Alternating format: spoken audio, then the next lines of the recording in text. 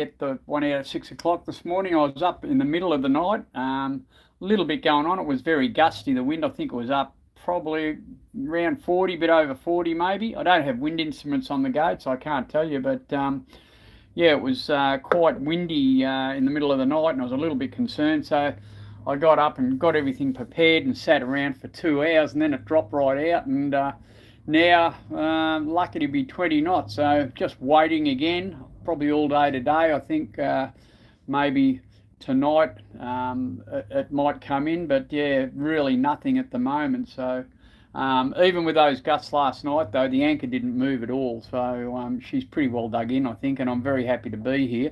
I'll just take you outside and give you a look at things. Could be a bit windy. Hard thing is getting everything dry in this weather, but anyway, I'll have to get used to that if I'm going to Tassie, I guess. So the wind has gone around. It's coming from this direction out here now. It's over the top of the mangroves where we were getting shelter from that high land. It was coming from the southeast. It's gone around to the southwest now, so we're not quite as well sheltered. But yeah, look, it's good here. I'm not going to move from here unless the wind goes right round, which it will do at some stage. When the wind goes right around to this direction out here, that'll be blowing us into those mangroves. So we've got a lot of chain out. I've got about 70 metres out, so the anchor's 70 metres out that way. If the wind turned us around and started blowing us that way,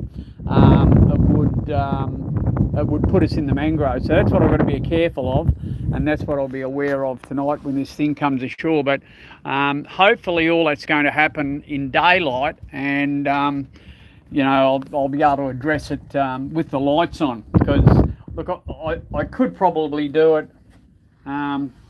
I could probably do it okay at night, but it just makes it that much more difficult, and you've got to be a bit more careful, I guess.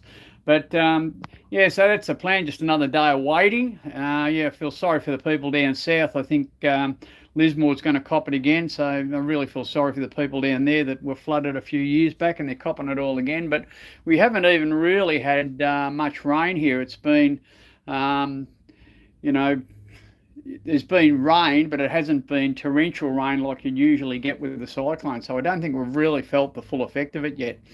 But how you going, Dave?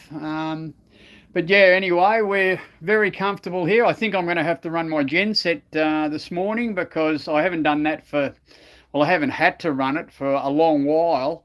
But all this overcast weather, the solar panels aren't putting much in. So I think I'm going to have to...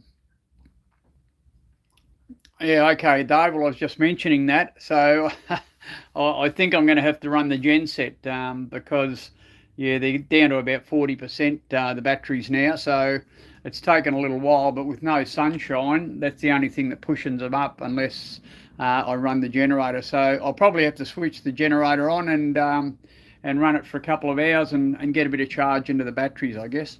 But at the moment, I'm not knee-jerking about that yet, but I'll probably have to do something with it. How you going, Richard from Port Lincoln? I hope it's hope you're having better weather over there, mate. Okay, yeah, well, the wind generators would probably keep going into brake mode with that sort of wind, I reckon, Brent, for sure. I haven't got a wind gen on the boat anymore, but yeah, that'd keep me awake all night if that was running, for sure. But anyway, yeah, it's there's still not a lot of wind here. I'd say probably tops 20 knots. I'll show you on the Windy app. How do I get it round so you can see it? On the Windy app,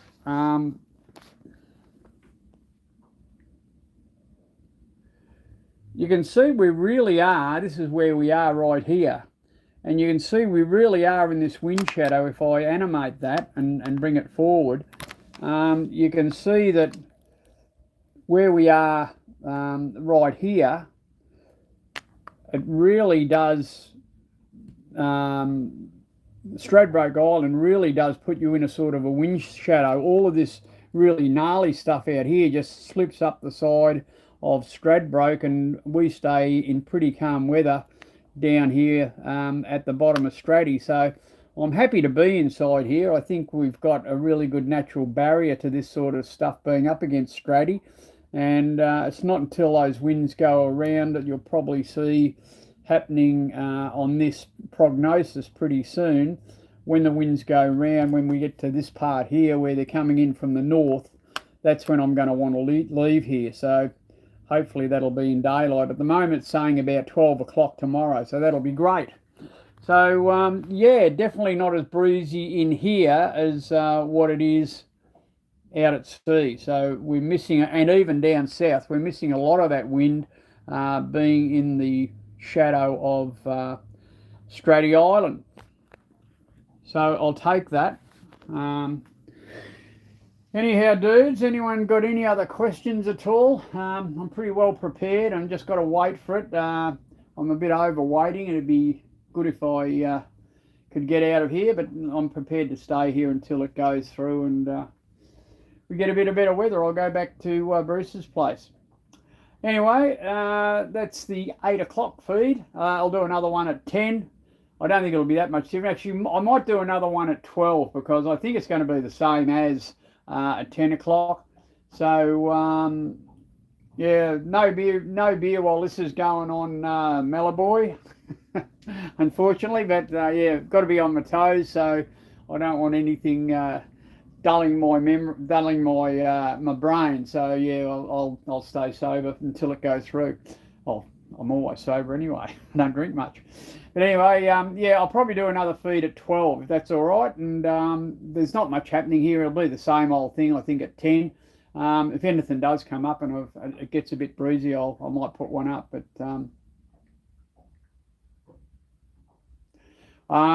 yeah, checker. I'm only monitoring 16. I've got it on 16 at the moment, so I'm not on a log or anything like that because I don't think I need to be really.